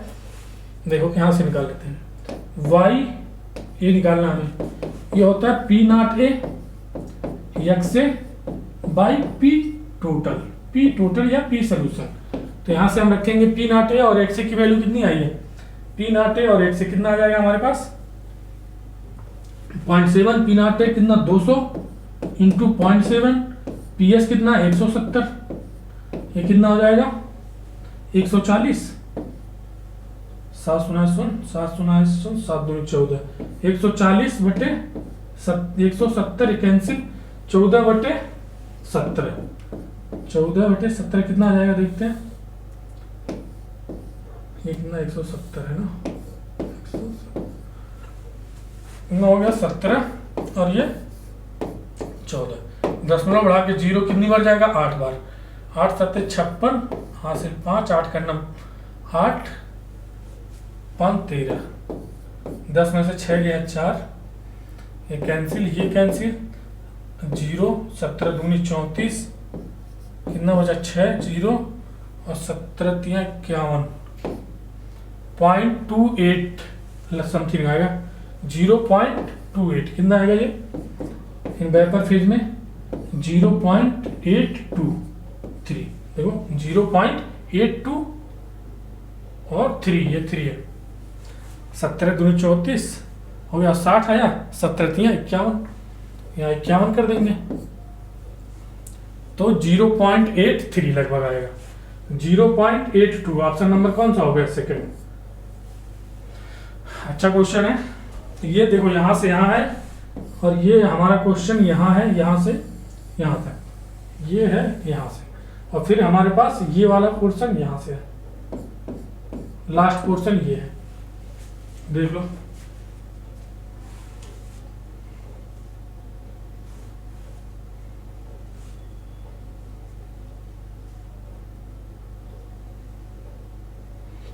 देखते हैं question number 97। Strong reducing agent among the following. ये क्या है? नाइट्रोजन के मतलब 15 ग्रुप के हाइड्राइड है नाइट्रोजन, PH3, ASH3, SbH3,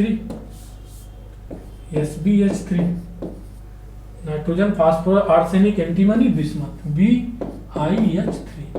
और नीचे ग्रुप में नीचे की तरफ आते हैं तो रिड्यूसिंग कैरेक्टर क्या होता है? बढ़ता है। तो जो सबसे नीचे होगा उसका रिड्यूसिंग कैरेक्टर सबसे ज्यादा होता है। तो नीचे सबसे क्या है? BH3 है, इसका रिड्यूसिंग कैरेक्टर सबसे ज्यादा हो। 97 का सेकंड। देखते हैं कौन सा? 98। विच of the following compound not an antacid? Antacid ranitidine को क्या बोलते हैं? रेनिटिडीन को जेंटेक, इसको क्या जेंटेक भी बोलते हैं ना, जेंटेक।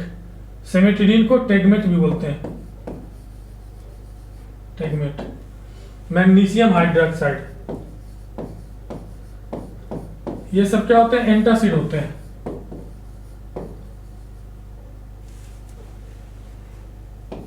एंटासिड। और सेरोटोनिन का होता है? ट्रंकुलाइजर होता है।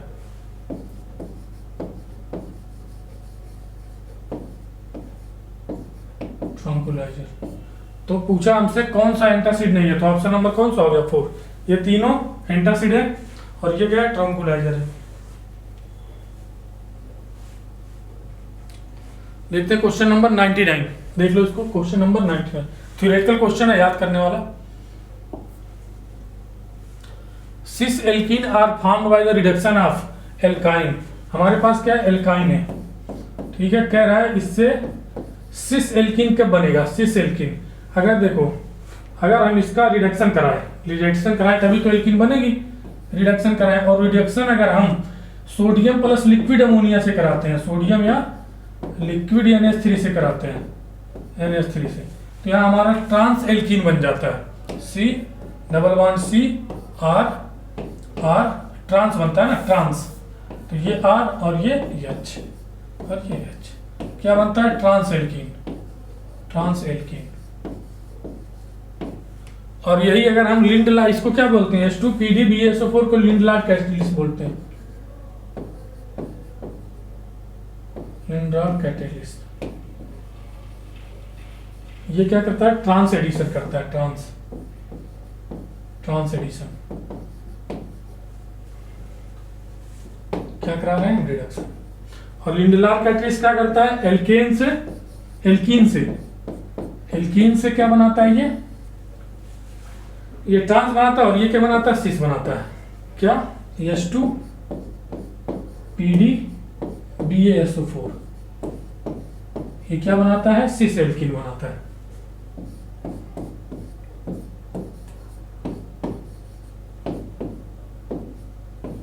ये भी रिडक्शन ही करता है, रिडक्शन करके क्या बनाता है? Cis alkene. इसमें भी सिन एडिशन होता है, SY या सिन एडिशन होता है, सिन एडिशन मतलब एक ही तरफ से जुड़ेंगे। ट्रांस मतलब एक अगर यहां से जुड़ रहा है तो एक यहां से जुड़ेगा, और सिन एडिशन मतलब दोनों एक ही तरफ से जुड़ेंगे। क्या बनता है? सिस एल्कीन कब बनती है? एल्काइन से सिस एल्कीन कब बनती है? जब लिंडलार कैटेलिस्ट से एल्काइन की रिएक्शन कराते हैं। तो कौन सा हो जाएगा हमारा? Option number 3।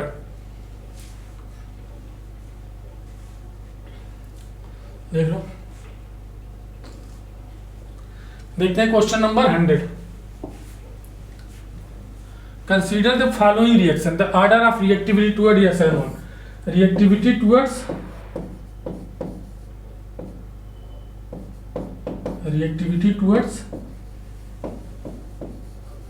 SN1 directly proportional stability of carbocation,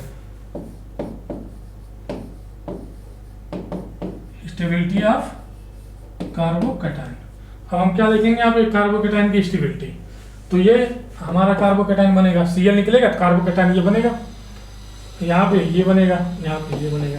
ये देखो ये कार्बोकैटायन कहाँ जा रहा है, रेजोनेंस में जा रहा है। तो स्टेबिलिटी कार्बोकैटायन की स्टेबिलिटी के लिए सबसे पहले कौन सा हो जाएगा, बी। क्यों, क्योंकि रेजोनेंस स्टेबलाइज हो रहा है। और ये क्या है, ये हमारा 1 डिग्री कार्बोकैटायन है, और ये क्या है 2 डिग्री कार्बोकैटायन है। यहाँ पे अल्फा हाइड्रोजन ज्यादा होंगे, अल्फा हाइड्रोजन कितने हो जाएंगे, यहाँ पे 3, यहाँ पे अल्फा हाइड्रोजन 3 2 5 अल्फा हाइड्रोजन हो जाएंगे, और यहाँ पे 2 अल्फा हाइड्रोजन हो जाएंगे, 5 अल्फा हाइड्रोजन। कितना है, 5 अल्फा हाइड्रोजन, यहाँ पे 2 अल्फा हाइड्रोजन है। तो स्टेबिलिटी 5 वाले की ज्यादा होगी, यानी सी फिर ए। ये स्टेबिलिटी का आर्डर है, तो यही रिएक्टिविटी का भी आर्डर होगा। देखो reactivity toward SN1 directly proportional stability of carbocation. जो कार्बोकैटायन की स्टेबिलिटी का आर्डर होगा वही रिएक्टिविटी का आर्डर होगा। रिएक्टिविटी कितना हो जाएगा, बी सी ए, बी सी ए, बी सी ए, बी सी ए, ऑप्शन नंबर 4 देख लो। लास्ट क्वेश्चन था ये। थैंक यू सो मच बच्चों, मिलते हैं नेक्स्ट वीडियो में।